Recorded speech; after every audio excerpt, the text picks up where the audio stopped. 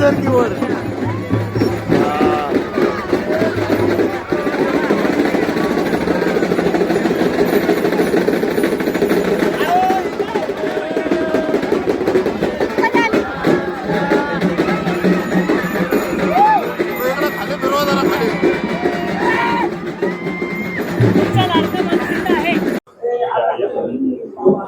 महाराष्ट्रात लक्षवेधी ठरलेली तीर्थक्षेत्र जेजुरीचा निकाल काही धुमधडाक्यात लागलेला आहे.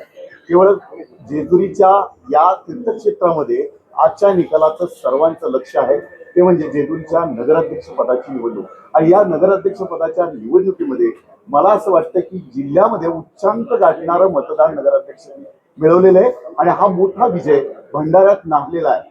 नक्कीच या विजयानं एक विकासाची नवी पहाट झालेली आहे आणि या पहाटेकडे कशा दृष्टीने कोणत्या लोकविजनाने आपले नगराध्यक्ष पाहतायत आपण त्यांच्याशी बातचीत करूया. सर नमस्कार. आपण जेजुरीच्या या तीर्थक्षेत्राकडे या विजयी उत्सवानंतर कोणत्या लोकविजनांनी पाहणार आहात? मी तर म्हणेन पुरंदर तालुक्यातला कोहिनूर म्हणलं तर जेजुरी शहर म्हणलं पाहिजे. सोन्याची जेजुरी तर आपली आहेच, पण कोहिनूर हिरा ही जेजुरी आहे आपली. कारण जेजुरीमध्ये असं म्हणतात की ज्याला घडली नाही काशी त्यांनी यावे जेजुरीपाशी. जेजुरीकर पर्वत शिवलिंगाकार मृत्यू लोके दुसरे कैलास शिखर. हे कैलास शिखर आहे. इथं आल्यानंतर तुम्हाला पुण्य कैलास भूमीचं मिळणार आहे. मार्तंड भैरवांनी जो अवतार घेतला आणि त्याची पाया पडण्यासाठी त्याचा आशीर्वाद घेण्यासाठी उभ्या महाराष्ट्रातून या ठिकाणी कैक वर्षापासून म्हणजे असं म्हणलं जातं की श्रीकृष्ण भगवानाचं देखील एक कुलदैवत होतं यादव कुलीन. आणि आपण जे आहोत जेजुरीकर, आता आपली नैतिक जबाबदारी आहे की येणाऱ्या भाविकांना या ठिकाणी आपण कशा सुविधा देऊ. नागरिकांनी आपल्यावरती जो विश्वास टाकलेला आहे, जर आपण गिरीस्थानक महाबळेश्वर नगरपालिका पाहिली तर त्या ठिकाणच्या नगरपालिकेला केंद्र शासनाचे पैसे येतात. आपल्या नगरपालिकेला केंद्र शासनाचे पैसे येत नाही. आपल्या नगरपालिकेला फक्त महाराष्ट्र सरकारचे पैसे येतात. आणि या ठिकाणी जर या जेजुरीचा भविष्य काळामध्ये जर कोण ठोसपणे चांगल्या पद्धतीने विकास करू शकेल तर या राज्याचे अर्थमंत्री उपमुख्यमंत्री अजितदादा पवार साहेब म्हणून जनतेने मोठा विश्वास या ठिकाणी टाकला आणि भरघोस मतांनी जेजुरीच्या ज्या भविष्य काळातल्या योजना आहेत ज्या आम्ही लेखी स्वरूपात आम्ही जेजुरीला दिल्या होत्या की नागरिकांपर्यंत आम्ही पोहोचलो होतो की आपण जेजुरीचं विजन कसं ठेवू. तर जेजुरीचं विजन विजय साहेब 2050 पर्यंत आहे.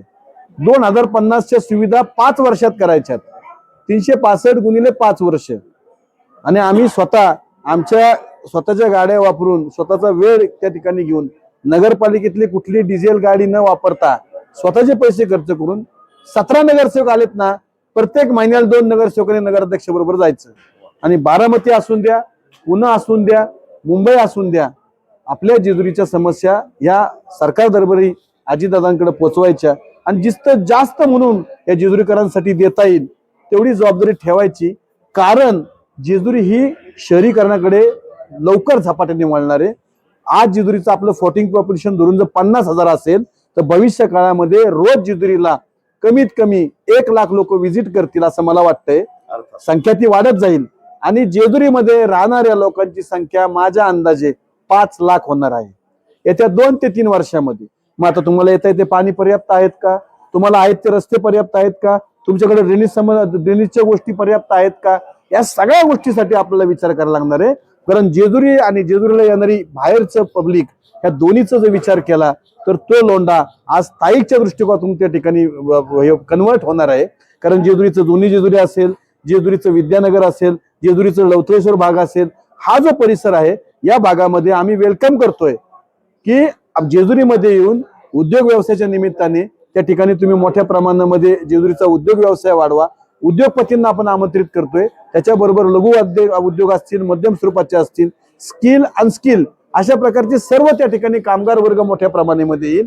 दूध, दही, भाजीपाला, मटण, तुमचं अजून सांगतो जेजुरीतलं प्रत्येक व्यवसाय आपला 12 बळीदाराचा प्रत्येक व्यवसाय, बहुजन समाजाचा व्यवसाय हा येणाऱ्या भाविकांवरती अवलंबून आहे.